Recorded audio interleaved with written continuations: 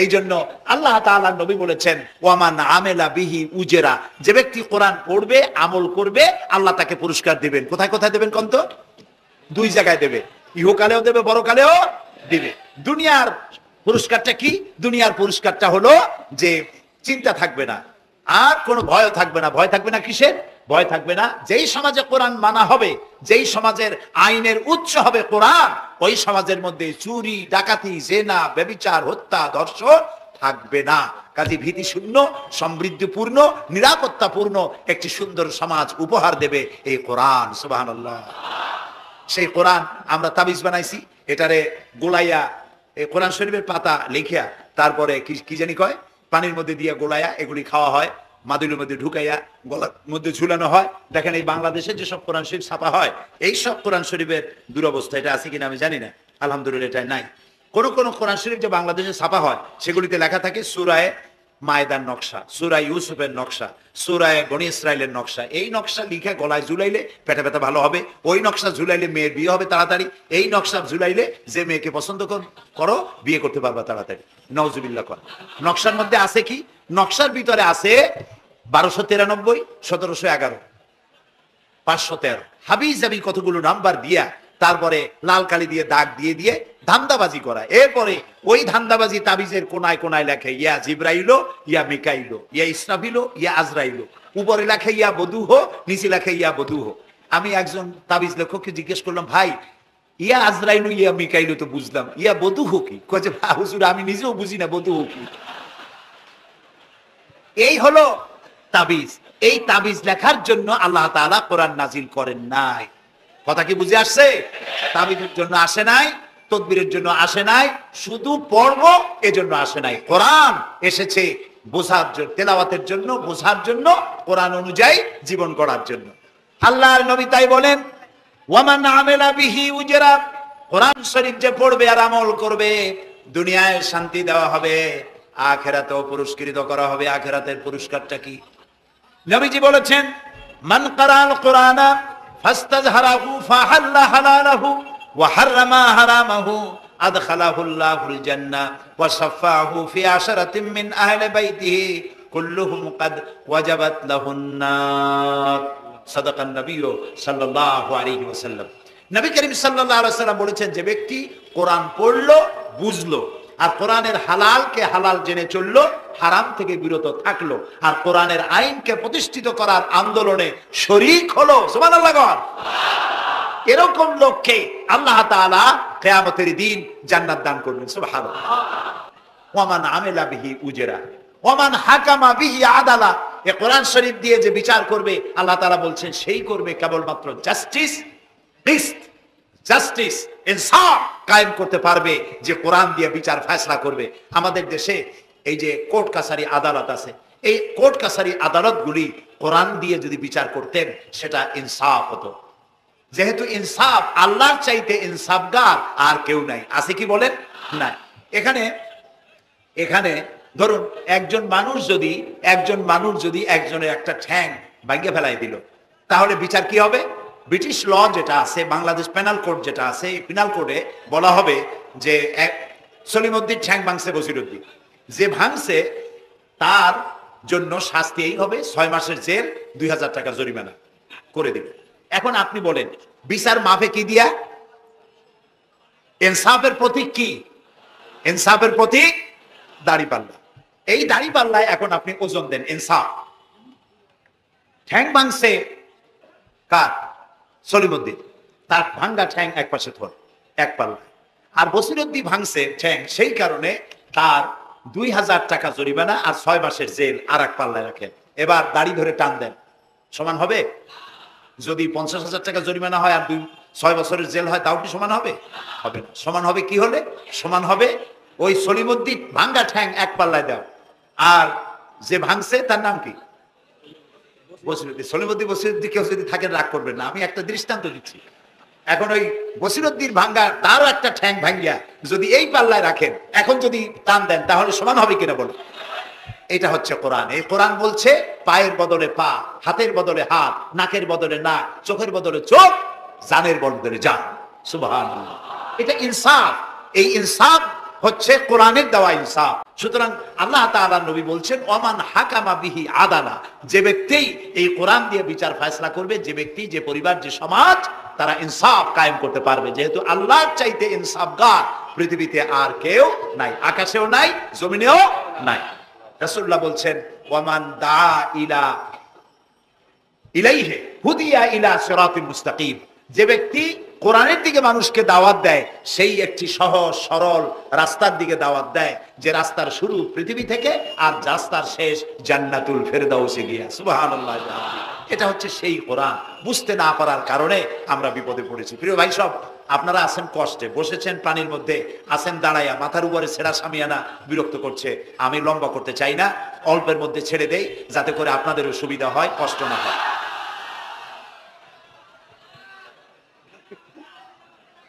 আমি না, তবুও আমি খুব লম্বা করবো না, অল্পতে আমরা যাতে বুঝতে পারি এরকম একটু কথা আমি বলতে চাই, একটু বলি। এবং সেইটা বলবো, হ্যাঁ সেইটাই বলবো যেটা আপনারা শুনতে চান, সেইটাই বলবো যেটা শুরু করেছিলেন আমাদের রফিকুল ইসলাম খান ভাই, মহানগরীর সেক্রেটারি জনাব রফিকুল ইসলাম খান। আল্লাহ তাআলা ওনার প্রতি রহম করুন, আমরা বলি আমিন।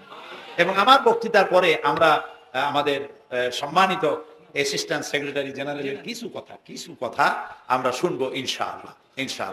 তো আমি ওই আয়াতটা দিয়েই কথা বলি। আল্লাহ তাআলা বলছেন ইয়া আইয়ুহাল্লাযীনা আমানু হাল আদুল্লুকুম আলা তিজারাতিন তুনজিকুম মিন আযাবিন আলীম تؤمنون بالله ورسوله وتجاهدون في سبيل الله بأموالكم وأنفسكم ذلكم خير لكم إن كنتم تعلمون। হে বিশ্বাসীরা, তোমরা যারা ঈমান এনেছো শোনো, হাল আদুল্লুকুম আলা তিজারাতিন, আমি কি তোমাদেরকে এমন একটি ব্যবসার কথা বলবো না, যে ব্যবসায় তোমাদেরকে জাহান্নামের কঠিন শাস্তি থেকে তোমাদেরকে রক্ষা করবে? এমন একটি ব্যবসার কথা বলবো না? তার মানে অবশ্যই এরকম একটা ব্যবসার কথা আমি তোমাদের বলবো, যে ব্যবসা তোমাদেরকে জাহান্নামের কঠিন শাস্তি থেকে বাঁচায় দেবে। সুবহানাল্লাহ বলি। জাহান্নাম থেকে বাঁচাবার জন্য ব্যবসা শিখাচ্ছেন কে? আল্লাহ। এবার দেখেন, ব্যবসা এটা করলে লাভও আছে, নোকসানও আছে, ঠিক না? বলেন আছে কিনা? Loss and profit. পৃথিবীতে মুসলমানদের চাইতে শান্তিপ্রিয় আর কোন জাতি নাই, হতে পারে না, আলহামদুলিল্লাহ বলেন। এখন আল্লাহ তাআলা বলছেন যে ফামান তাবিয়া হুদায়া ফালা খাউফুন আলাইহিম ওয়ালা হুম ইয়াহজানুন। প্রিয় ভাই সব, কোরআনের কথা বলতে গেলে রাতের পর রাত লেগে যায়, কারণ এক মহাসমুদ্র। এটা কি মহাসমুদ্র? কোরআন। এই কোরআন আল্লাহ তাআলা আমাদেরকে শুধু তেলাওয়াত করতে পাঠান নাই। আমাদের অভ্যাস হয়েছে যে খালি তেলাওয়াত করি, মুখস্থ করি। দেখেন না, রমজান মাস শেষ হয়ে গেলে পরে বন্ধু বান্ধব আত্মীয় স্বজন সব এক জায়গায় বসে এক একজন গল্প করে, ভাই আমার পুত্রবধূ 13 খতম, আমার বউ 7 খতম, আমার নাতনি 11 খতম, আর আমি এমনি খতম হয়ে গেছি। প্রিয় ভাই সব, আপনারা বলেন কোরআন শরীফকে এইভাবে শুধু খতম করার জন্য আসছে? আমি কিন্তু আপনাদের কোরআন শরীফ পড়া বা খতম করা নিষেধ করছি না। আমি উদ্দেশ্য বোঝাতে চাচ্ছি, আল্লাহ তাআলা এই কোরআনের জন্য নাজিল করেন নাই যে আমরা জ্বলবো আর পড়বো আর বুঝবো না। আচ্ছা ভাই, একটা বইয়ের নাম কোন তো পৃথিবীতে, একটা বইয়ের নাম আমাকে শোনান যে বইটা মানুষেরা না বুঝে পড়ে? পারবেন বলতে? পারবেন না। এমনকি আপনার ছোট্ট বাচ্চা কেজি 1, কেজি 2, কেজি 3 পড়ে, বা কি জানি করে নার্সারি গ্রুপে পড়ে, তারেও দেখবেন প্রত্যেকটা শব্দ বানান করিয়া অর্থ সহকারে বুঝে পড়ে। বলেন ঠিক কিনা? কিন্তু কপাল পোড়া মুসলমান জাতি একমাত্র মাজলুম কিতাব, আল্লাহর কিতাব কোরআন শরীফ পড়ে, অথচ কিছু বোঝে না, ঠিক কিনা? আমি যদি এখন জিজ্ঞেস করি যে আপনারা কোরআন বুঝে পড়তে পারেন কয়জন, হাত তোলেন। যদি বলি হাত কি কম বেশি উঠবে না কম উঠবে? সেই জন্য হাত উঠাইতে বললাম না। এটা আমাদের জন্য কপাল পোড়ার লক্ষণ। কি পোড়ার লক্ষণ? বিশ্বাস করুন ভাই, কোরআন শরীফ তাবিজ লেখার জন্য আসে নাই, কোরআন শরীফ ঝুলে আপনি পড়বেন এই জন্য আসে নাই। কোরআন আসছে তেলাওয়াত করবেন, বুঝবেন, আমল করবেন। হাদিস শরীফ এসেছে কোন সাহাবীর এক একটা সূরা শেষ করতে বছরের পর বছর চলে যেত। কারণ কি? কারণ হলো তারা এক একটা আয়াত পড়তেন, বুঝতেন, বাস্তব জীবনে আমল করতেন, আরেকটা আয়াত পড়তেন, বুঝতেন, আমল করতেন, তারপরে আবার আরেকটা পড়তেন, আমল করতেন এভাবে করে। সাহাবীরা কোরআন পড়তেন, বুঝতেন, আমল করতেন। ফলে এই সাহাবীরা যখন বিয়ে শাদী করতেন, সাহাবীরা যখন ব্যবসা বাণিজ্য করতেন, সাহাবীরা যখন কেনা বেচা করতেন, পারিবারিক জীবন যাপন করতেন, হাঁটাচলা করতেন, তখন মানুষেরা বুঝতে পারতো, অনুভব করতে পারতো যেন জীবন্ত কোরআন শরীফ চলাফেরা করছে। কোরআন যাদের কাছে, তাদের আমলের মধ্যে পরিবর্তন আসতে হবে। তো এরকম একটা বৈপ্লবিক কিতাব যাদের কাছে, তাদের তো আমলের মধ্যে পরিবর্তন আসবে। কি পরিবর্তন আসবে? এরা যদি ব্যবসায়ী হয়, ওজনে কম দেবে না। সুবহানাল্লাহ কবেন না? আর এখন আমরা যা করি, সুবহানাল্লাহ থুইয়া খালি নাউজুবিল্লাহ কোয়া দরকার, ঠিক কিনা ভাই? মুসলমানের চাইতে এত ওজনে কম দেওয়ার লোক আর আছে কিনা সন্দেহ। ওজনে দেবে কম, খাদ্যে দেবে ভেজাল, সাক্ষী দেবে তো মিথ্যা সাক্ষী দেবে, ওয়াদা খেলাপ করবে, আমানতের খেয়ানত করবে, এরপরে ধার করবে, টাকা শোধ করবে না, ছেলে দিয়ে বলাবে, বলো আব্বা বাড়ি নেই। এখন সে যাই আছে টাকা চাইতে আসছে, তারা বলে যে আব্বা বলছেন আব্বা নাকি বাড়ি নেই। বুঝতে পারছেন কথা? এই হলো মুসলমান। নাউজুবিল্লাহ কোন এর মধ্যে থাকবে। কিন্তু আল্লাহ রাব্বুল আলামিন বলেন, আমার সঙ্গে যে ব্যবসা করবে, ওই ব্যবসাটা হচ্ছে তিজারাতান লান তাবুর। আমার সাথে যে ব্যবসাটা করবা, এই ব্যবসায় কোনো নোকসান নাই, শুধু লাভ, লাভ আর লাভ। কে বলতেছেন এরকম একটা ব্যবসা করবেন? আমি জানি আমরা লাভের ব্যাপারে খুব আছি, নোকসানে আমরা কেউ নাই। মানুষ লেখাপড়া জানুক আর না জানুক, লাভ যেখানে সেখানে মানুষ ছাপ দেয় তাড়াতাড়ি। ওই যে বলে না যে এই হিসাব না জানলে কি হবে, কম দিলে টের পায়। আমরা লাভ খুব ভালোই বুঝি, এই জন্য এটা কোরআনও নয়, হাদিসও নয়, একটি রূপক কথা। এক ব্যবসায়ী নাকি কিয়ামতের দিন হাজির করা হবে, ফেরেশতা তাকে বলবে যে আল্লাহর বান্দা, তোমার পাপ আর পুণ্য, নেক আর বদ, এই দুটি সমান সমান হয়ে গেছে, 50-50। এখন কোন জায়গায় যাবা? কবে বেহেশতে যাবা না দোজখে যাবা? ব্যবসায়ী লোকটা কিছু জানে না, সে কয় যে ফেরেশতা ভাই, আমি তো দোজখে চিনি না, বেহেশতেও চিনি না, সারা জীবন ব্যবসা করছি, যে জায়গায় গেলে আমার 2 টাকা লাভ হয় ওইখানে আমার পাঠাবো। মানুষ লাভ খুব ভালো বোঝে এবং লাভের দিকে মানুষ ঝোঁকে বেশি। এই জন্য আল্লাহ তাআলা বলছেন, হাল আদুল্লুকুম আলা তিজারাতিন তুনজিকুম মিন আযাবিন আলিম, যেটা লাভ আর লাভ। আমার সাথে ব্যবসা করো, শুধু লাভ হবে। তো এই ব্যবসার মধ্যে পুঁজি হলো 3টা। ব্যবসার মধ্যে পুঁজি কয়টা? 3টা। আল্লাহ রাব্বুল আলামিন বলেন, তুমিনুনা বিল্লাহি ওয়া রাসূলিহি ওয়া তুজাহিদুনা ফি সাবিলিল্লাহ। 3টি পুঁজি। একটি হলো আল্লাহর প্রতি ঈমান, রাসূলের প্রতি ঈমান এবং আল্লাহর রাস্তায় জিহাদ করা, মাল দিয়া, জান দিয়া। এই কয়টা হলো? 3টা। চলুন এই 3টি কথার ব্যাখ্যা করে তারপরে মোনাজাত করব সংক্ষেপে, যেন আমরা আল্লাহর সাথে ব্যবসাটা শুরু করতে পারি আজকে থেকেই। আল্লাহ যেন তৌফিক দেন, বলেন আমিন। 1 নম্বর হচ্ছে তুমিনুনা বিল্লাহ, আল্লাহর প্রতি বিশ্বাস, আল্লাহর প্রতি ঈমান, বলেন আল্লাহর প্রতি ঈমান। এখন আপনারা বলবেন যে এটা তো কোনো নতুন কথা হলো না, আল্লাহর প্রতি ঈমান আনছি, যদি ঈমানই না থাকতো তাহলে কি বৃষ্টির মধ্যে, এই পানির মধ্যে আমরা কি বসে থাকতাম? 100% সত্য কথা। ঈমান না থাকলে কেউ আসতেনও না, আর এই পানির মধ্যে, ঝড়ের মধ্যে বাঁশ ভাঙ্গে মাথায় পড়তে পারে ঝুঁকি নিয়ে বসতেন না, ঠিক কিনা ভাই? আমরা সবাই ঈমানদার। তবে আল্লাহর উপর ঈমান আনতে হলে 4টি শর্ত লাগে। কয়টি শর্ত? 4টি শর্ত ফুলফিল করলে আল্লাহর উপর ঈমান এনেছি বলে প্রমাণিত হবে। নইলে আল্লাহ আছে একথা নুরা পাগলাও বলছে। নুরা পাগলার বলা আর আপনার আমার বলা, এটা তো এক হওয়ার কথা না, ঠিক কিনা বলে? তা আল্লাহর উপর ঈমান আনতে হলে শর্ত কয়টা? 4টা। 1 নম্বরের শর্ত হলো আল্লাহর জাত সম্পর্কে স্বীকার করে নেওয়া, আল্লাহর অস্তিত্ব, আল্লাহ আছেন, এটা মেনে নেওয়া। তো আল্লাহ আছেন এ ব্যাপারে আমাদের কোনো দ্বিমত নাই, ঠিক না? এবং কোরআনে কারীমের ছোট্ট একটি সূরায় আল্লাহ তাআলা তার নিজের জাত সম্পর্কে এভাবে বলেছেন, কুল হুয়াল্লাহু আহাদ। আমরা জানি না এই সূরা? পড়েন, কুল হুয়াল্লাহু আহাদ আল্লাহুস সামাদ লাম ইয়ালিদ ওয়া লাম ইউলাদ ওয়া লাম ইয়াকুল লাহু কুফুয়ান আহাদ। আল্লাহ তাআলা বলেন, বলো হে নবী আপনি বলুন, আল্লাহ এক এবং একক, তিনি কারো মুখাপেক্ষী নন, তিনি কাউকে জন্ম দেন নাই, তাকেও কেউ জন্ম দেয় নাই, দুনিয়া এই আকাশে এবং জমিনে তার সমকক্ষ কেউ নাই। তিনি এক, তিনি একক, তিনি ছিলেন, তিনি আছেন এবং তিনি থাকবেন। লাইসা কামিসলিহি শাইউন, তার মতো কেউ নাই। তবে প্রশ্ন ওঠে, আল্লাহ আছেন কোথায়? এরকম একটা প্রশ্ন করা যেতে পারে, আল্লাহ কোথায় আছেন? বলতে পারবেন কোথায় আছে? এটি নিয়ে বিভ্রান্তি আছে মানুষের মধ্যে। কেউ বলেন আল্লাহ সদা সর্বত্র বিরাজিত, সব জায়গায় তিনি আছেন। এই কথাটি সত্য নয়। আল্লাহর যদি সব জায়গায় থাকা লাগে তাহলে পৃথিবীর মধ্যে ভালো জায়গাও আছে, খারাপ জায়গাও আছে। আছে না খারাপ জায়গা? আমি সেসব জায়গার নাম নিলাম না, আপনারা বুঝে নেন। তাহলে আল্লাহ সব জায়গায় থাকলে এই কথা যদি সত্য হয় তাহলে এটি অত্যন্ত বেয়াদবিমূলক কথা, এ কথা ঠিক না। আল্লাহ আছেন কোথায়? আল্লাহ নিজেই বলছেন তিনি কোথায় আছেন। কোরআনে কারিমে রব্বুল আলামিন তিনি কোথায় আছেন একথা তিনি নিজেই বলে দিয়েছেন, আর রহমানু আলাল আরশিস ইস্তাওয়া। আল্লাহ তাআলা আরশের উপরে আছেন, সুবহানাল্লাহি ওয়া বিহামদিহি। এবং প্রত্যেক রাত্রে তিনি শেষ রাত্রে প্রথম আকাশে আসেন, নবী করিম সাল্লাল্লাহু আলাইহি সাল্লাম বলেছেন। প্রিয় ভাই সব, তো আল্লাহ তাআলা সদা সর্বত্র বিরাজমান যে কথাটা বলা হয় এটা আক্ষরিক অর্থে ওরকম না, এটা ব্যাখ্যা সাপেক্ষে কথা। আল্লাহ সদা সর্বত্র সব জায়গা সম্পর্কে ওয়াকিফাল, তিনি সব জানেন, সব দেখেন। তিনি সামিউন, তিনি বাসিরুন, তিনি দেখতে পান, তিনি শুনতে পান। আপনার আমার দেখার মধ্যে কোনো বাধা, প্রাচীর, অবস্ট্রাকশন কিছু একটা থাকতেই পারে। আল্লাহর দেখার মধ্যে কোনো বাধা নাই। অন্ধকার রাতেও দেখেন, কুয়াশাচ্ছন্ন হলেও দেখেন, মেঘের মধ্যেও দেখেন, তার দেখায় কোনো বাধা নাই, তার শোনায় কোনো বাধা নাই। এমনকি মহাসাগরের অতল তলদেশে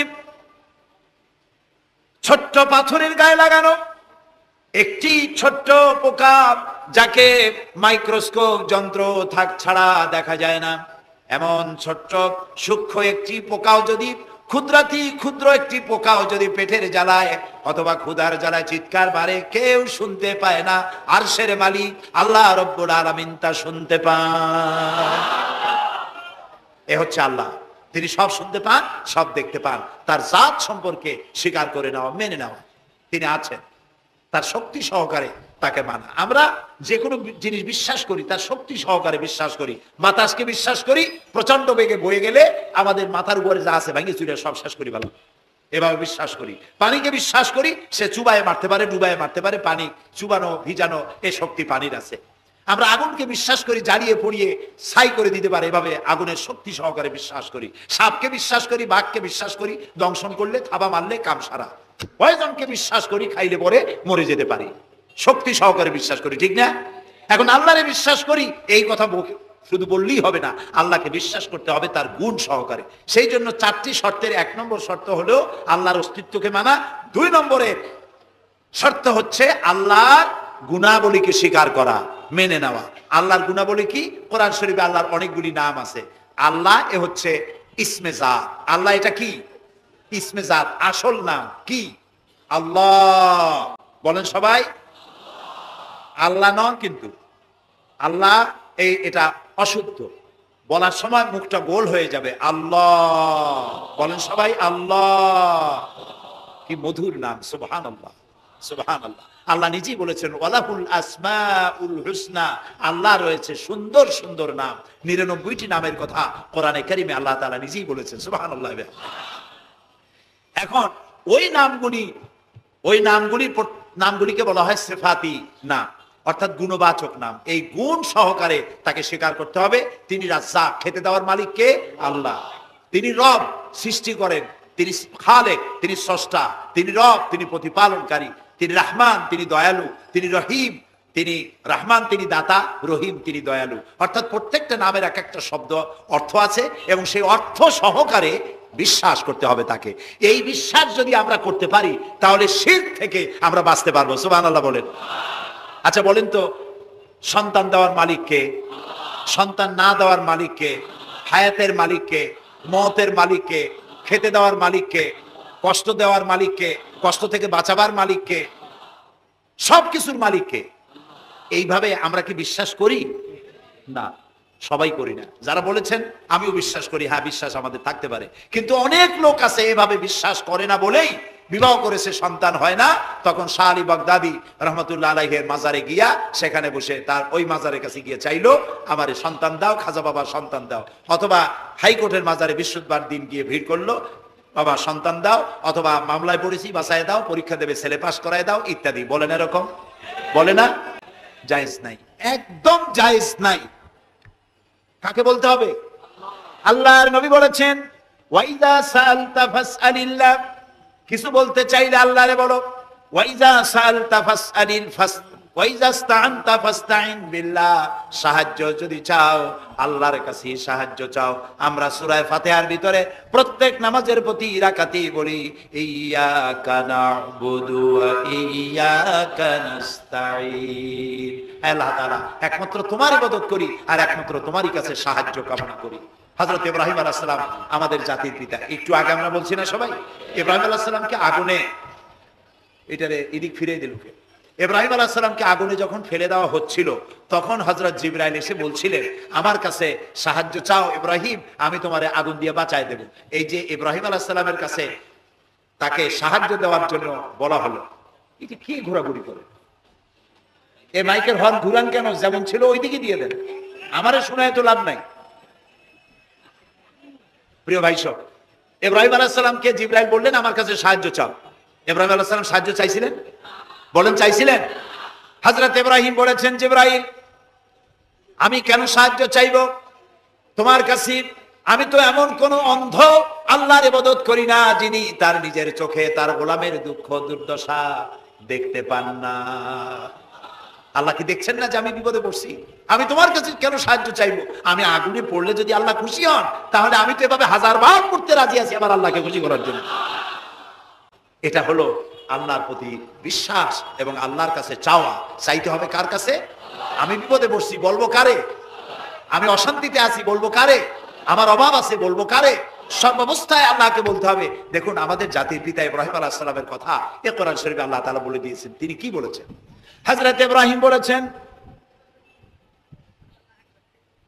আল্লাযী হুয়া ইউত'ইমুনি ওয়া ইয়াসকিন। আমি যখন ক্ষুধার্ত হই আল্লাহ আমারে খাওয়ান, আমি যখন তৃষ্ণার্ত হই আল্লাহ আমারে পান করান।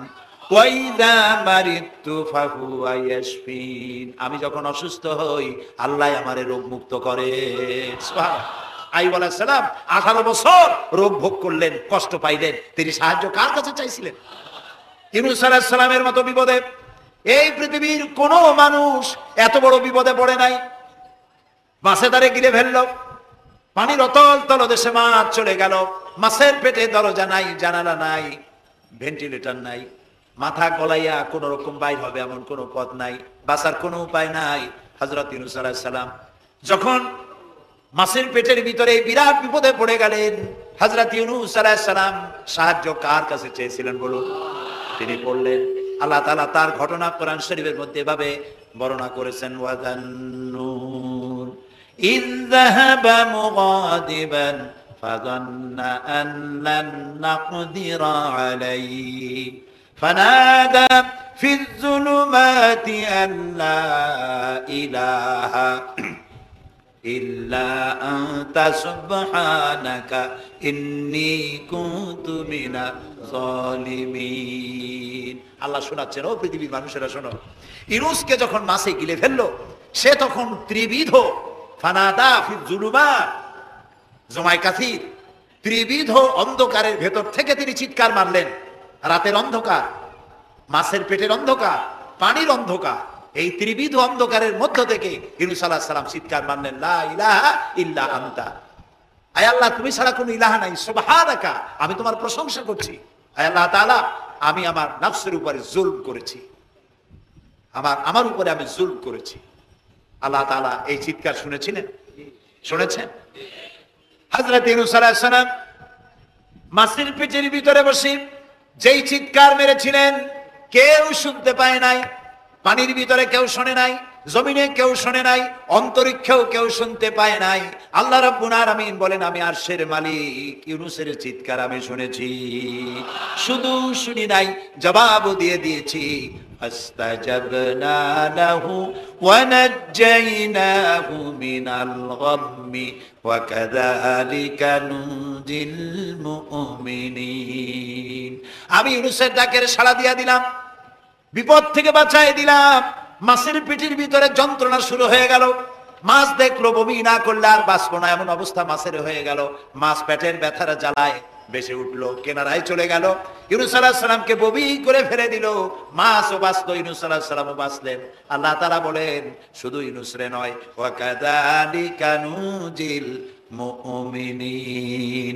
আমার মুমিন বান্দারা যদি বিপদে পড়ে, এরকম বিপদে যদি পড়ে যায় আর আমারে যদি ডাকে, আমি আল্লাহ রব্বুল আলামিন এই বিপদ থেকে যত বড় বিপদ হোক আমি আল্লাহ বাঁচায় দেব। তা আল্লাহ বিপদ থেকে বাঁচাবেন। আর আমি মুসলমান বিপদে পড়েছি, মাজারে গিয়া চাইলাম, নাউজুবিল্লাহ। বিশ্বাস করুন ভাই, বিশ্বাস করুন, কবরের ভিতরে যিনি শুয়ে আছেন, যত বড় পীর হোক, যত বড় খাজা বাবা হোক, আপনাকে সাহায্য তিনি করতে পারবেন না, পারবেন না, পারবেন না। একটু কমন সেন্সের কাছে অ্যাপিল করি, সাধারণ বিবেকের কাছে আপনাদের, যারা এই যে দেখুন হযরত শাহজালাল রহমতুল্লাহ আলাইহি সিলেটে শুয়ে আছেন, বলুন তো তার মাতৃভাষা কি? আরবি। তিনি ইয়েমেন থেকে এসেছেন। বাগেরহাটে শুয়ে আছেন হযরতে খান জাহান আলী রহমতুল্লাহ আলাইহি, তার মাতৃভাষা ছিল আরবি। হযরতে খাজা মঈনুদ্দিন চিশতি রহমতুল্লাহ আলাইহি শুয়ে আছেন আজমিরে, তার মাতৃভাষা আরবি। আমরা বাংলাদেশ থেকে, এই দেশ থেকে কোনো লোক গেল সিলেটে, গেল বাগেরহাটে অথবা বাগদাদে চলে গেল, এইসব বড় বড় আল্লাহর ওলিদের মাজারে গিয়ে বাংলা ভাষায় বলল, বাবা আমি তো বিপদে পড়ে আসছি, নির্বাচনে দাঁড়াইছি, আমি যেন জিততে পারি। অথবা দেখেন না, মাজার দিয়ে শুরু করে সবাই। অথবা যাই বললো যে আমার বিয়ে করেছি 15 বছর, বাচ্চা হয় না, আমার একটা বাচ্চা। অথবা মামলায় পড়েছি, আমার একটু জিতে এত, ব্যবসা করি এত টাকা লস দিতে দিতে শেষ হয়ে গেছি। বাবা আপনি বললেন কোন ভাষায়? শাহজালাল খুব বুঝলেন, বড় পীর সাহেব খুব বুঝছেন। তাহলে আপনার 1 নম্বর ফায়ার মিস হয়ে গেল, মিস ফায়ার। আচ্ছা, 2 নম্বর কথা হলো, যার কাছে আপনি চাইলেন তিনি ওখানে ঘুমন্ত আছেন না চেতনা আছেন, এ ব্যাপারে আপনার কোনো গ্যারান্টি আছে, নিশ্চয়তা আছে? আপনি যখন দোয়া করতেছিলেন তখন উনি চেতনা না ঘুমে? যদি ঘুমায় থাকেন তাহলে 2 নম্বর মিস ফায়ার। আপনি যা চিল্লাইলেন উনি কিছুই শুনলো না। 3 নম্বরে, কবরে যে শাহজালাল রহমতুল্লাহ আলাইহি অথবা মঈনুদ্দিন চিশতি রহমতুল্লাহ আলাইহি, আল্লাহর ওলিরা, যত বড় বড় ওলি আল্লাহ আছেন, যার কাছে আপনি বিশ্বাস করেন ওলি হিসেবে, উনি যে কবরে আছেন তার নিশ্চয়তা কোথায়? কবরে তো নাও থাকতে পারে, কারণ আল্লাহ তাআলার 2টা জায়গা আছে করা। বিদেহী আত্মা, এই দেহ থেকে আত্মা যখন সরে যায়, আল্লাহ যখন নিয়ে যান, দেহটার তো কোনো দাম নাই, এটা হচ্ছে নশ্বর, আত্মা হচ্ছে অবিনশ্বর। এই দেহটা মাটির সাথে পচে যাবে, গলে যাবে, কোরআন শরীফে বহুবার বলা হয়েছে। তো আল্লাহ তাআলার 2টা মেহমানখানা আছে, একটা হলো সিজ্জিন আর একটা নাম বলেন ইল্লিন। 2টা মেহমানখানা। যেমন এই পৃথিবীতেও মেহমানখানা 2 রকম হয়। সরকারের 2 রকম মেহমানখানা। চোর, ডাকাত, খুনি, বদমাস, এগুলি যদি গ্রেফতার হয় তাহলে ওরা খাবে কি? ওদের তো শ্বশুর বাড়ি দিয়ে অথবা বাপের বাড়ি দিয়ে ভাত খাবার দেওয়া হবে না, গভর্নমেন্টের মেহমান হয়ে গেছে। কাজে এদের জন্য মেহমানখানা গভর্নমেন্টের একটা আছে, সরকারি মেহমানখানা। ওইটা কোনটা কোন তো? ও, তাও আপনারা চেনেন। আরেকটা মেহমানখানা হচ্ছে ভিআইপিদের জন্য, যারা ভেরি ইম্পর্টেন্ট পার্সন অথবা ভেরি ভেরি ইম্পর্টেন্ট পার্সন যারা, তাদের জন্য, অর্থাৎ প্রেসিডেন্ট, প্রধানমন্ত্রী, মন্ত্রী, এমপি, সচিব, ওনারা যখন বাংলাদেশের কোনো জায়গায় বেড়াতে যান তখন সরকারি মেহমানখানা ওনাদের জন্য থাকে। ওইটার নাম কি? সার্কিট হাউস, ডাক বাংলা ইত্যাদি, রেস্ট হাউস, এগুলি তার জন্য থাকে। তো পৃথিবীর মানুষের জন্য শ্রেণীভেদে যদি এ ধরনের মেহমানখানা থাকে, তো যারা নাকি দুনিয়া থেকে মারা যাবে ওদের জন্য আল্লাহর মেহমানখানা থাকতে নাই? আছে। এবং সেটা আগেই বলেছি, যারা জাহান্নামে যাবে ওদেরকে রাখা হবে সিজ্জিন নামক একটা মেহমানখানা আছে, ওখানে তারা থাকবে। আর যাদেরকে আল্লাহ জান্নাতি নেবেন, তো বিচারের আগে তো জান্নাতি নেবেন না, তাদেরকে ইল্লিন নামক সার্কিট হাউস জাতীয়, এই জাতীয় একটা ভালো জায়গায় আল্লাহ তাআলা তাদের রাখবেন। তাহলে আপনি যে কবরের কাছে যায় চাইলেন, হয় ঘুমায় আছে, আপনার ভাষা বুঝলো না, আর কবরে থাকলেও ঘুমে আছে নাকি তাও আপনি জানেন না, আর কবরে নাই এটাও হতে পারে যে আল্লাহ তাআলা অন্য কোথাও তাকে নিয়ে রেখেছেন। কাজেই 3টা জিনিসই, আপনার পথের ভাড়া নষ্ট, পরিশ্রম নষ্ট, আর 3টা ফায়ার করছিলেন, 3টা ফায়ার মিস হয়ে গেল। তাহলে হবে এমন সত্তার কাছে, কোন পীর নয়, বুজুর্গ নয়, খাজা বাবা নয়, চাইতে হবে এমন সত্তার কাছে যিনি কখনো ঘুমান না, যিনি বাংলাও বোঝেন, ইংরেজিও বোঝেন, আরবিও বোঝে, উর্দুও বোঝে, সকল ভাষা যিনি সৃষ্টি করেছেন, সেরকম কেউ কি আছেন? আছেন? কি নাম তা? 1 আঙ্গুল আকাশের দিকে উঁচু করে বলেন, নাম কি? আরো জোরে বলেন, আরো বলেন, সুবহানাল্লাহ, আলহামদুলিল্লাহ বলেন। এই জন্য নবী করিম সাল্লাল্লাহু আলাইহি ওয়াসাল্লাম বলেছেন, ওয়াইজা সাআলতা ফাসআলিল্লাহ, কিছু বলতে হলে আল্লাহরে বলো। ওয়াইজা ইসতাআনতা, সুয়াল করলে আল্লাহরে বলো। ওয়াইজা ইসতাআনতা ফাসতাইন বিল্লাহ, আর যদি সাহায্যের প্রয়োজন হয় কোনো ব্যাপারে, যে কোনো ব্যাপারে সাহায্যের প্রয়োজন, আল্লাহর কাছে চাও। আমাদের অবস্থা হলো এই যে ইমাম তো দুর্বল, বিপদে পড়লেই দৌড় দেয় মাজারের দিকে। মুসলমানের সম্পর্ক মাজারের সাথে হবে না, সম্পর্ক হবে মসজিদের সাথে। আল্লাহর নবী যখনই বিপদে পড়তেন, মুসিবতে পড়ে যেতেন, সঙ্গে সঙ্গে উজু করে মসজিদে নববীর ভিতরে প্রবেশ করতেন, 2 রাকাত কাজায়ে হাজাতের নামাজ পড়তেন, আল্লাহর দরবারে হাত তুলতেন, চোখের পানি ছেড়ে দিতেন, আল্লাহ রাব্বুল আলামিনের দরবারে মোনাজাত কবুল হয়ে যেত। নবীজি আমাদেরকে উপদেশ দিয়েছেন, বিপদে যদি পড়ো, মুসিবতে যদি পড়ে যাও, উজু করো, মসজিদের ভিতরে ঢুকে যাও, কাজায়ে হাজাতের নামাজ পড়ো, আর সেজদায় পড়ে চোখের পানি দিয়া, গাল ভিজানো নয়, চোখের পানি দিয়া যায় নামাজ ভিজিয়ে দাও, আর আল্লাহর কাছে প্রার্থনা করো, কাঁদতে থাকো রব্বুল আলামিন। আল্লাহর নবী বলেছেন, বান্দা যদি গুনাহ মাফির জন্য গুনাহ করেছে, লজ্জায় অনুতপ্ত হয়ে অনুশোচনা করে বান্দা যখন কাঁদতে থাকে, চোখের পানি নাকের অর্ধেক আসতে না আসতে আল্লাহ রব্বুল আলামিন বান্দারে মাফ করে দেন। বিশেষ করে বুড়া মানুষ, আমাদের মধ্যে 2 শ্রেণীর লোক আছে, যুবক আর বৃদ্ধ। মাহফিলগুলিতে আল্লাহর মেহেরবানি যুবকেরা অনেক বেশি আসে, আলহামদুলিল্লাহ বলুন। এরকম আসতে গেলেন কেন? আপনি তাকায় দেখেন, ডানে বায়ে তাকান, ডানে বায়ে তাকান, দাড়ি পাকা কয়জন আছে দেখেন। 2%, 3% or 5% দাড়ি পাকা হতে পারে, 95% যুবক আর যুবক। সুবহানাল্লাহ, আলহামদুলিল্লাহ। বামপন্থীদের এখানেই কষ্ট, এখানেই কষ্ট। তারা চিন্তা করে এত কষ্ট করিয়া পয়সা করি দিয়া তারপরে কর্মী বানাইলাম, একটা মাহফিলে গিয়া কি এর একটা সমাবেশ দেখলো, মাহফিলে গেল, আমাদের পুকুরের জিয়ানো মাছগুলি সব ইসলামের পুকুরে চলে গেল। এটা তাদের জন্য হেভি লস। আসলে ওরা ধরে রাখতে পারবে না, ঠেকাইতে পারবে না, গায়ে তো মুসলমানের রক্ত, রক্ত কার? এসব যুবকেরা একটা মুসলিম মায়ের পেটে জন্মগ্রহণ করেছে, একটা মুসলিম পিতার জন্মে আসছে। আর রাসূলুল্লাহ যুবকদের ব্যাপারে যে কত কথা বলেছেন, সুবহানাল্লাহ বলো আগে। রাসূলুল্লাহ বলেছেন, কিয়ামতের দিন আল্লাহর আরশের ছায়া ছাড়া কোনো ছায়া থাকবে না, প্রচন্ড রৌদ্র হবে, জমিনটা তামার মতো হয়ে যাবে। ইন্না লিল্লাহি ওয়া ইন্না ইলাইহি রাজিউন। সেই জায়গায় আরশের নিচে 7 শ্রেণীর লোকদেরকে আল্লাহ তাআলা জায়গা দেবেন। কয় শ্রেণী? ওর মধ্যে 1 শ্রেণী হচ্ছে শাবুন নাশা ফি ইবাদাতিল্লাহ, ওই সব যুবক যারা রাত কাটিয়েছে আল্লাহর ইবাদতের মধ্য দিয়ে। সুবহানাল্লাহ। যুবকদের ইবাদতে আল্লাহ তাআলা বেশি খুশি হন, বেশি খুশি হন। কারণ হলো এই যে মসজিদের ইমাম সাহেব অথবা প্রাইমারি স্কুলের মাস্টার যদি বলে যে আমি ঘুষ খাই না, এই কথার কোনো দাম আছে? আপনি প্রাইমারি স্কুলের মাস্টার, আপনি মসজিদের ইমাম, আপনার ঘুষ দেবে কেটা? ঘুষ খাই না বললে তো হবে না। কোন মন্ত্রী যদি বলে, এসপি যদি বলে, দারোগা যদি বলে ঘুষ খাই না, 1000 বার দাম আছে, ঠিক না ভাই? এখন একজন বুড়া যদি বলে যে প্রত্যেক রাত্রে আমি তাহাজ্জুদ পড়ি, আপনি তো পড়বেনই, কারণ আপনার তো ঘুম আসে না। কাশিতে এমন পাওয়া পাইছে, চোরবাড়ির কাছে আসতে পারে রাতের বেলায়, খালি কাশা, জম্মের কাশা। আর যুবকের তো তামাম দুনিয়ার ঘুম আসে ঠাইসে ধরে। সেই যুবক সে যদি এই ঘুমকে দুহাতে ঠেলে দিয়ে যদি মধ্যরাতের পরে, রাতের 2/3 পরে যদি নামাজে দাঁড়ায় যায়, আল্লাহ রাব্বুল আলামিন খুশি হয়ে যান। সুবহানাল্লাহ বলো। এই যুবকদের সম্পর্কে রাসূলুল্লাহ কি সুন্দর কথা বলেছেন। রাসূলুল্লাহ বলেছেন, উসিকুম বিশ-শাবাবে খায়রা ফাইন্নাহুম আরাক্কু আফইদা লাকাদ বাসানি আল্লাহু বিল হানিফিয়্যাতি সামহা ফাখালাফানি আশ-শুয়ুখ ওয়া হালাফানি আশ-শাবাব। সাদাকান নবী সাল্লাল্লাহু আলাইহি ওয়াসাল্লাম। নবী করিম সাল্লাল্লাহু আলাইহি ওয়াসাল্লাম বলেছেন, আমি তোমাদেরকে উপদেশ দিচ্ছি, তোমরা যুবকদের ব্যাপারে কল্যাণকামী হবে। সুবহানাল্লাহ বলে। কারণ যুবকদের দিল নরম, আর আল্লাহ তাআলা আমাকে এই পৃথিবীতে উদারতা সহকারে দিন প্রতিষ্ঠার কাজে আমাকে পাঠিয়েছেন। আর এই পৃথিবীতে আমার আল্লাহর দেওয়া ইসলাম প্রতিষ্ঠা করার কাজে আমার বিরোধিতা করেছে বুড়োরা, আর সহযোগিতা করেছে যুবকেরা।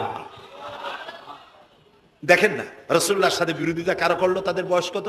আবু জাহেল, আবু লাহাব, উতবা, সাইবা, মুগিরা, ওলীদ, আবু সুফিয়ান, কুষ্টিসুদ্ধা, সকলের বয়স ছিল 40-এর উপরে। আর যারা ঈমান আনলো সর্বপ্রথম, তাদের বয়সগুলি রাসূলুল্লাহকে যারা সাহায্য করলেন, হযরতে জুবাইর ইবনুল আওয়াম, আব্দুর রহমান বিন আওফ ইসলাম কবুল করলেন, বয়স তখন 17 বছর।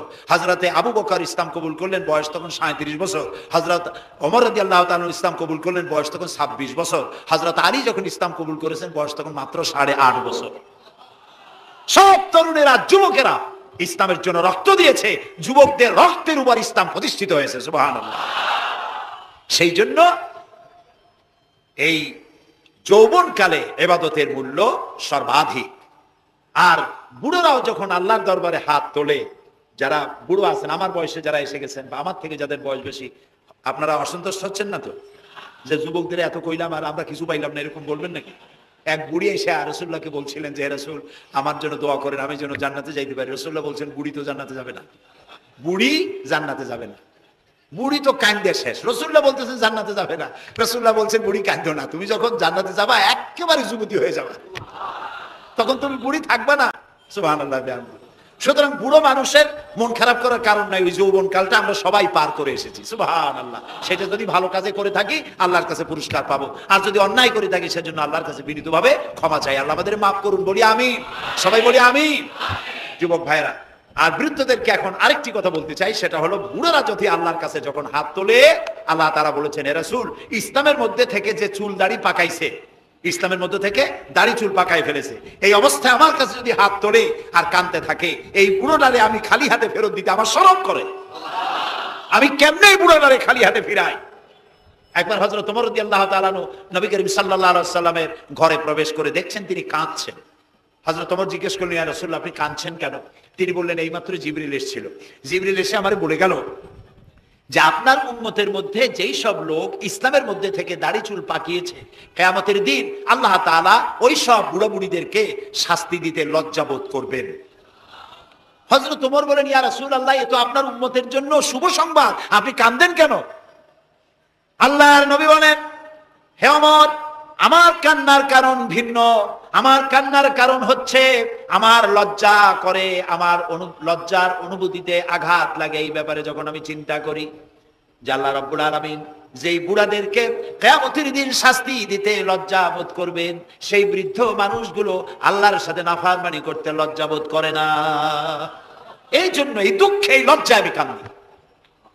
বয়সের একটা সীমা থাকা উচিত যে আপনি কোন পর্যন্ত পাপ করবেন।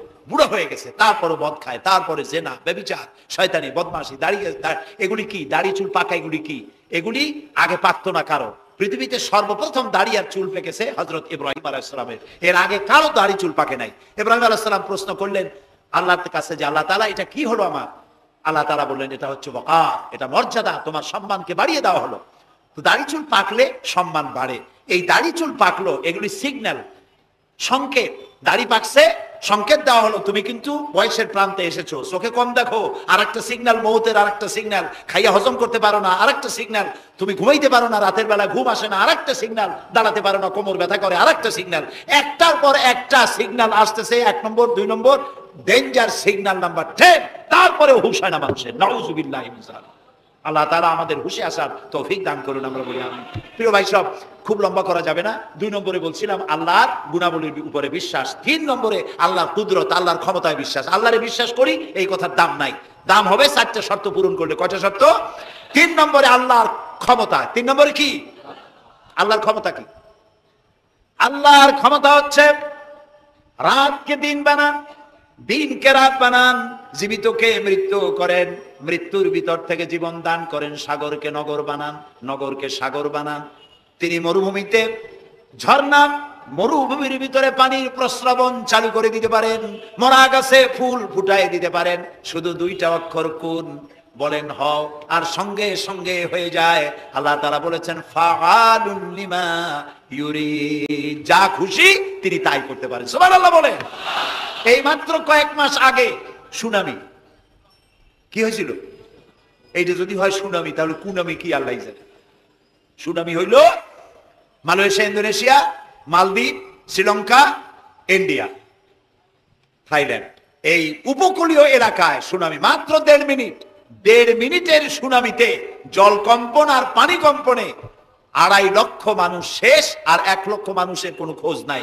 প্রায় 3.5 থেকে 4 লক্ষ মানুষ দুনিয়া থেকে বিদায় হয়ে গেল 1.5 মিনিটের মধ্যে। আর সমুদ্রের পানি 33 থেকে 35 ফিট উঁচু হয়ে পানি এসে নগর, গাড়ি বাড়ি ভেঙে চুরে পাতার মতো, শুষ্ক পাতার মতো সব উড়িয়ে ভাসিয়ে শেষ করে দিল। সুবহানাল্লাহ।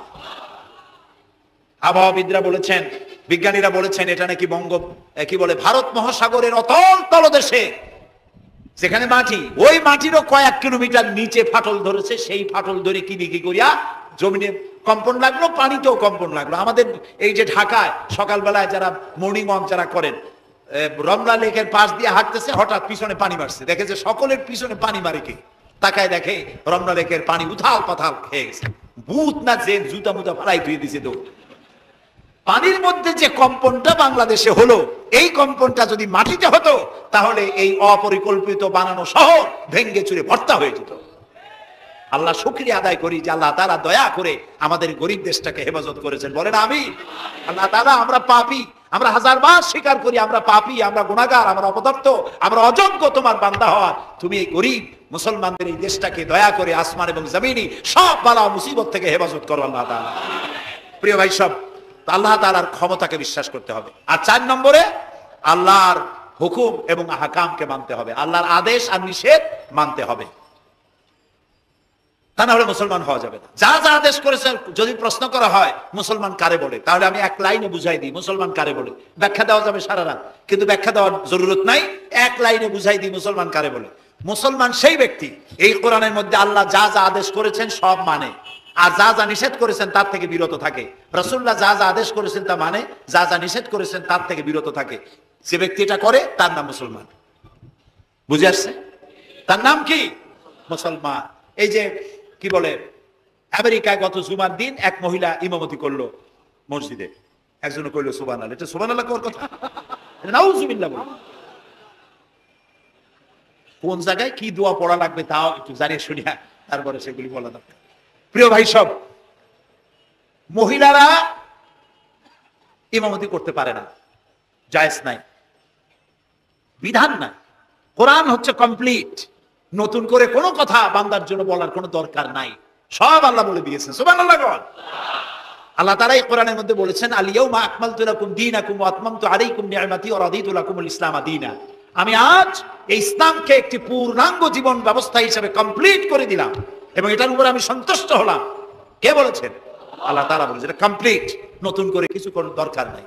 আমাকে একজন জিজ্ঞেস করলো যে মেয়ে লোকের পিছনে নামাজ যে পড়া, মেয়ে লোক যে ইমামতি করতে পারবে না, এটা কোরআন শরীফের কোন আয়াতে আছে এবং হাদিসের কোন হাদিসে আছে যে মেয়ে লোক ইমামতি করতে পারবে না?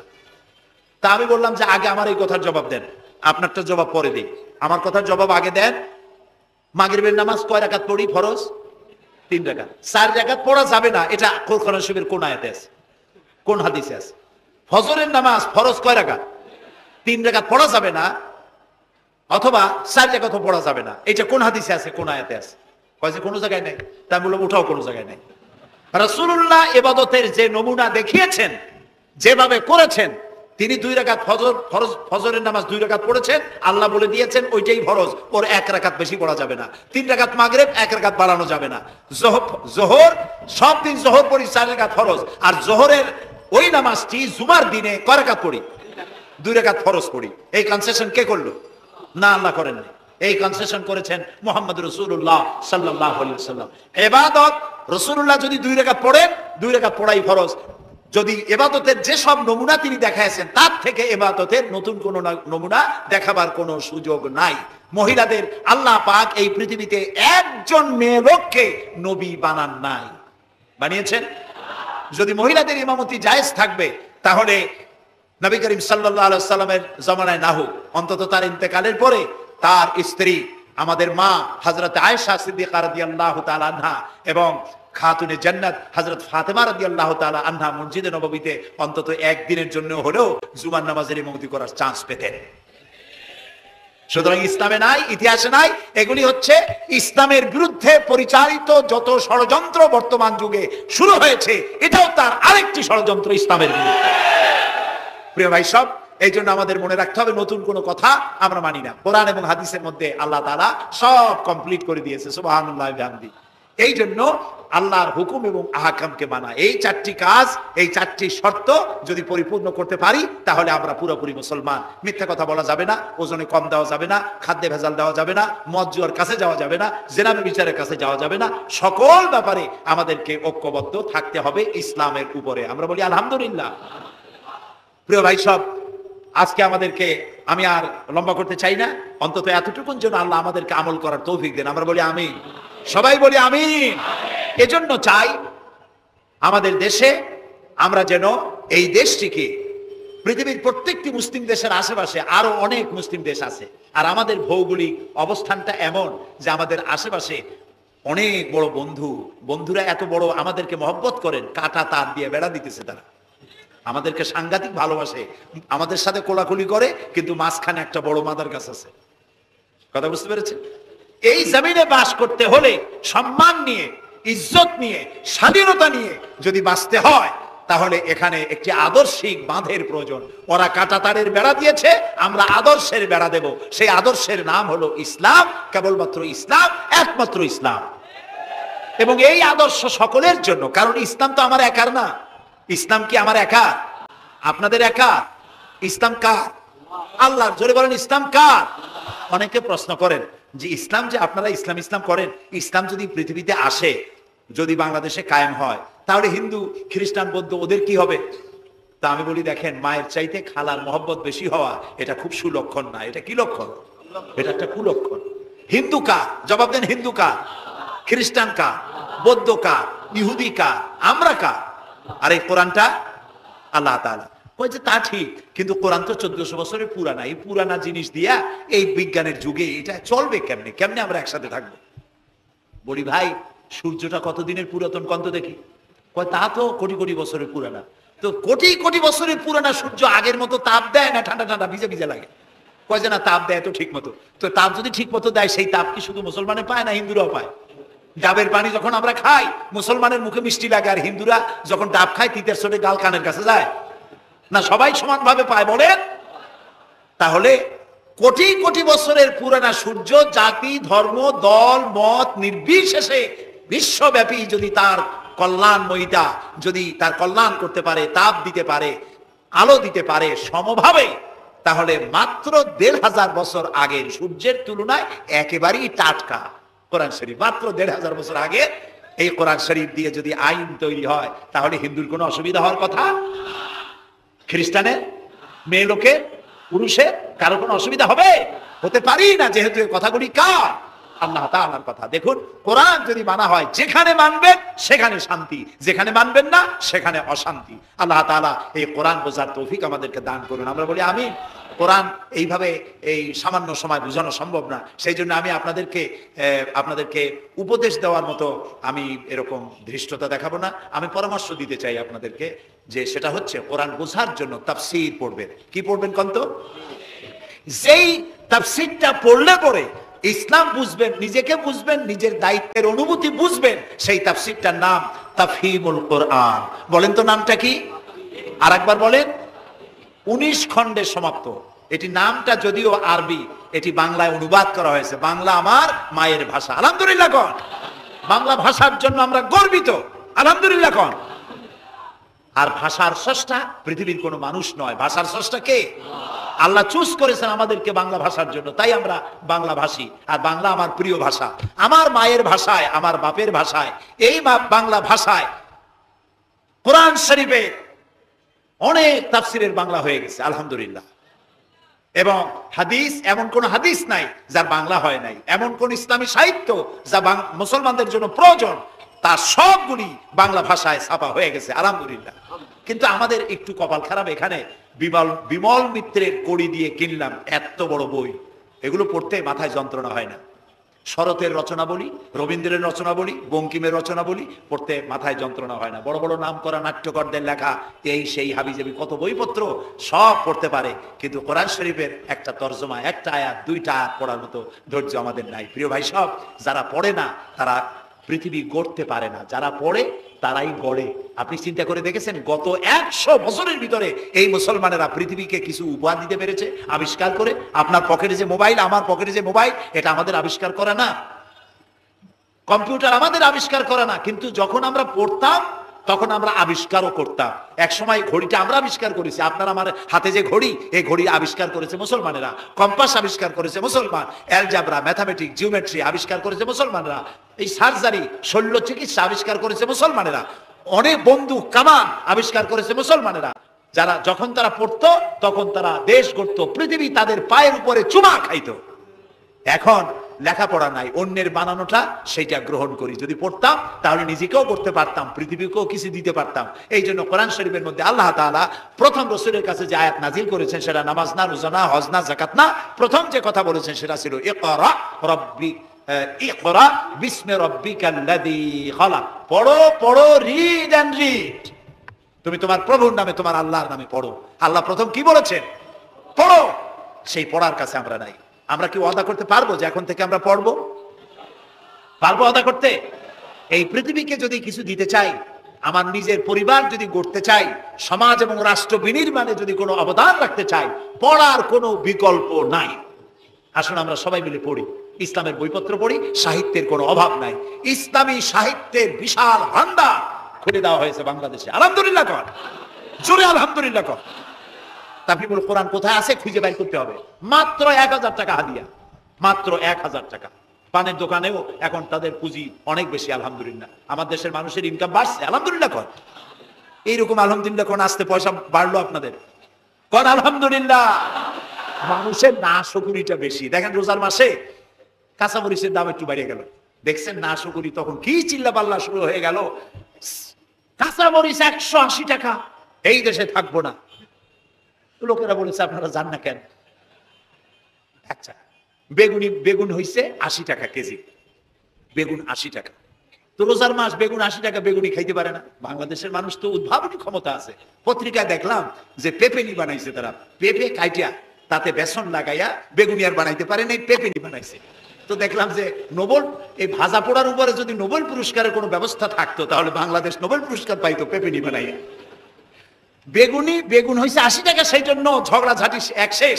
কাঁচামরিচ 120 টাকা, সেজন্য একেবারে চিল্লায় শেষ। কিন্তু মূলা যখন 3 টাকা, গরুতেও খায় না। এত মূলা হইলো, এত কপি হইলো, সেজন্য আল্লাহ শুকরিয়া নাই, শুকরিয়া আদায় করে না। মানুষকে আল্লাহ শুকর আদায় করতে হবে।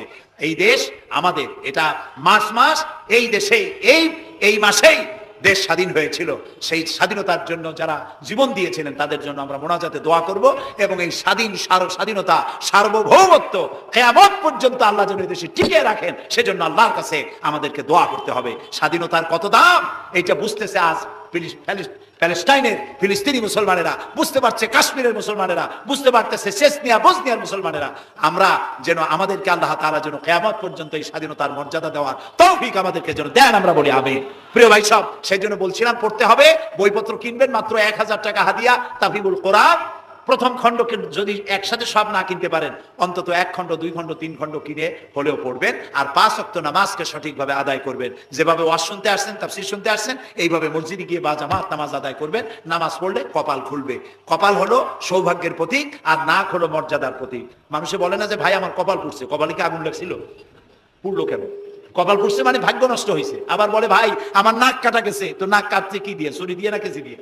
নাক কাটা গেছে মানে কি? মানে হলো ছেলে আর মেয়ে এমন কাম করছে, বেইজ্জত হয়ে গেছে, আমার নাক কাটা গেছে। তাহলে বোঝা গেল নাক হলো মর্যাদার প্রতীক, আর কপাল হলো মর্যাদার প্রতীক। সৌভাগ্যের প্রতীক কপাল, আর মর্যাদার প্রতীক হলো নাক। এই নাক আর কপাল দিয়ে কেউ যদি তার ভাগ্য সুপ্রসন্ন করতে চায়, মর্যাদা যদি বৃদ্ধি করতে চায়, দৈনিক 5 বার এই কপাল আর নাক দিয়ে আল্লাহর দরবারে সেজদায় পড়ে যাও। আল্লাহ রাব্বুল আলামিনকে যত সেজদা দিবে আল্লাহ তত খুশি হয়ে যাবে। নামাজ রাসূলুল্লাহ বলেছেন, মান তারাকা সালাতান মুতাআম্মিদান ফাকাদ কাফারা। ইচ্ছা করে যে নামাজ ছেড়ে দেবে কাফের হয়ে যাবে। কথা বুঝে আসছে ভাই? রাসূলের হাদিস, কাফের হয়ে যাবে। নামাজ না পড়লে মুসলমান বলে দাবি করার হক তার নাই। 5 ওয়াক্ত নামাজ সঠিকভাবে আদায় করতে হবে। নামাজ জীবনে আর ছাড়বো না, এই ওয়াদা করা যাবে? যারা পারবেন কেবলমাত্র তারাই 2 হাত উঁচু করেন, বলেন ইয়া আল্লাহ তোমার পবিত্র নামে শপথ করি, কসম করি, যতদিন পর্যন্ত মালাকুল মউত আমার মাথার কাছে না আসতেছে ততদিন পর্যন্ত ফরজ নামাজ, ফরজ রোজা আর ছেড়ে দেব না, আর ছাড়বো না, আর ছাড়বো না। এবার বলেন ইয়া আল্লাহ আমার মৃত্যু পর্যন্ত আমার আজকের এই ওয়াদা আমাকে পালন করার তৌফিক দাও। আমিন আমিন ইয়া রাব্বাল আলামিন। সবাই হাত নামান, এক্ষুনি মোনাজাত করব। মোনাজাতের জন্য দাঁড়ানো ভাইরা মেহেরবানি করে একটু বসেন। আমি এতক্ষণ কিন্তু একবারও বলি নাই যে বসেন বসেন বসেন। এবার মোনাজাত হবে, মোনাজাতের জন্য মেহেরবানি করে একটু বসেন। মোনাজাতটা বসে করাই আদব করে নেবেন। আল্লাহুম্মা আমিন। ربنا ظلمنا أنفسنا وإن لم تغفر لنا وترحمنا لنكونن من الخاسرين سبحانك اللهم وبحمدك نستغفرك ونتوب إليك আয় আল্লাহ তাআলা হাজার হাজার মুসলমান নরনারী বৃষ্টি এবং ঝড়ো হাওয়াকে উপেক্ষা করে তোমার বান্দা বান্দিরা দীর্ঘক্ষণ ধরে তোমার দ্বীনের কথা শুনেছেন। আল্লাহ তাআলা মেহেরবানি করে আমাদের তামাম জিন্দেগীর গুনাহ খাতাকে maaf করে দাও রব্বুল আলামিন। আমাদের মধ্য থেকে যাদের মা বাপ দুনিয়া থেকে জনমের মতো বিদায় হয়ে গেছে, আল্লাহ তাআলা তাদের কবরগুলিকে জান্নাতের টুকরায় পরিণত করে দাও। রব্বিরহামহুমা কামা রব্বায়ানি সগীরা। সবাই পড়েন রব্বিরহামহুমা কামা রব্বায়ানি সগীরা। আল্লাহ তাআলা আমাদের মা বাপ যারা বৃদ্ধ অবস্থায় বাড়িতে আছেন, আল্লাহ দয়া করে তাদেরকে সুস্থতা দাও, ঈমানের সাথে বাঁচার তৌফিক দাও। আল্লাহ তাআলা বিছানায় ফালায়া আরজালিল উমর বয়সের নিকৃষ্টতম পর্যায়ে তাদেরকে ফেলে রেখো না, সুস্থ অবস্থায় ঈমানের সাথে তোমার দরবারে উঠাইয়া নিও রব্বুল আলামিন। তাম পৃথিবীতে মুসলমানের আজ বড় বিপদের মধ্যে সময় কাটাচ্ছে। আল্লাহ তাআলা তাম পৃথিবীর বিপদগ্রস্ত মুসলমানদেরকে তুমি সাহায্য করো। আল্লাহ তাআলা Iraq, Afghan, Palestine, Kashmir, Chechnya, Bosnia সহ দুনিয়ায় যত জায়গায় মুসলমানেরা বিপদে আছে, আল্লাহ সকলকে তুমি উদ্ধার করো। আল্লাহ তাআলা আমাদের প্রিয় জন্মভূমি বাংলাদেশ, এই বাংলাদেশ এটা স্বাধীনতার মাস, এই মাসে তুমি মেহেরবানি করে এখানে যুদ্ধ শুরু করায়া আল্লাহ তাআলা বিজয় দান করিয়েছিলে। আল্লাহ তাআলা তুমি দয়া করে এই দেশের স্বাধীনতা কিয়ামত পর্যন্ত অক্ষুণ্ণ রাখো। যারা এই দেশে জীবন দিয়েছেন আল্লাহ তাআলা তাদের আত্মার আমরা মাগফিরাত তোমার কাছে কামনা করছি।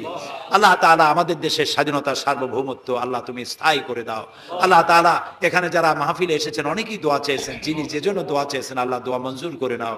আল্লাহ এই মাসে এই মাসগুলিতে এখানে এই বাংলাদেশে ঝড় হয়, টর্নেডো হয়, জলোচ্ছ্বাস হয়। আল্লাহ তাআলা গরিব দেশ, তুমি দয়া করে আমাদের গুনার দিকে না তাকায়া আল্লাহ তাআলা তুমি তোমার হাবিবের সাদকায় আমাদের দেশে বালা মুসিবত থেকে বিপদ থেকে আমাদের দেশটাকে তুমি হেফাজত করো। আল্লাহ তাআলা বর্তমান সরকার যেসব ওয়াদা করে ক্ষমতায় এসেছেন এই ওয়াদাগুলি প্রত্যেকটি ওয়াদা অক্ষরে অক্ষরে পালন করার তৌফিক দান করে দাও। আল্লাহ তাআলা সন্ত্রাস থেকে আমাদের এই জাতিকে তুমি রক্ষা করো। আল্লাহ কারাই দেশে বোমা মারে, কারা গ্রেনেড হামলা চালায় তুমি তাদেরকে জানো। আল্লাহ তাআলা তুমি দয়া করে এদেরকে হেদায়েত নসিব করে দাও। আল্লাহ তাদেরকে হেদায়েত নসিব করে দাও। আল্লাহ তোমার ইলমে যদি জানা থাকে ওদের কপালে হেদায়েত নাই, তাহলে তুমি হামান, সাদ্দাত, ফেরাউন